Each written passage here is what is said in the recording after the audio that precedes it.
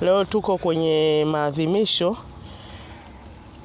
ya miaka 49 ya Chama cha Mapinduzi. Tuna mkutano mkuu maalum wa kata, lakini pia tumeamua kamati ya siasa kufanya ziara kutembelea miradi. Hapa tuko kwenye mradi wa barabara inayotoka Kinyerezi Bonyokwa Kimara, ambayo barabara ilikuwa na mkandarasi anaitwa Nyanza. Ndio alikabidhiwa, na kama mnavyoona hapa tuko eneo ambalo lilikuwepo daraja letu la chuma tulilokuwa tunapita mwanzo. Kwa ile daraja la chuma lilitolewa na tayari wakaanza kuweka nguzo. Lakini cha ajabu na kusikitisha, mkandarasi ameondoka bila kutoa taarifa yoyote ngazi ya kata. Hatujui chochote. Kwa hiyo sasa tunaiomba serikali ya Chama cha Mapinduzi itusaidie sisi wakazi wa Bonyokwa, mtaa wa Kisiwani. Hapa nilipo nyuma yangu ni sehemu ambayo imewekwa daraja la temporary la kupita wananchi. Sasa tunahofia pia itakapofika kipindi cha masika, tumeambiwa mwezi wa 3 kutakuwa na mvua kubwa sana.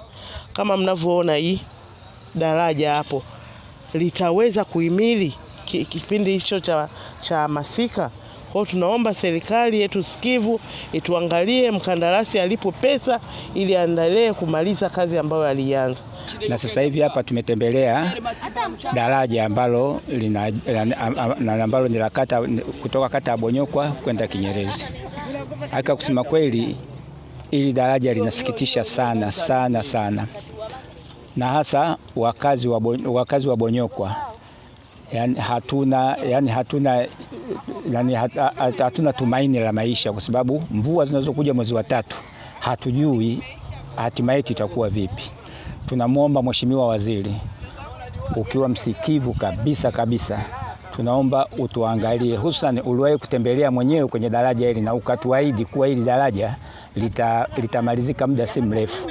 Lakini mpaka sasa hivi mkandarasi ambaye ni Nyanza ameondoka ghafla, na hatujui ameondoka kwa sababu gani.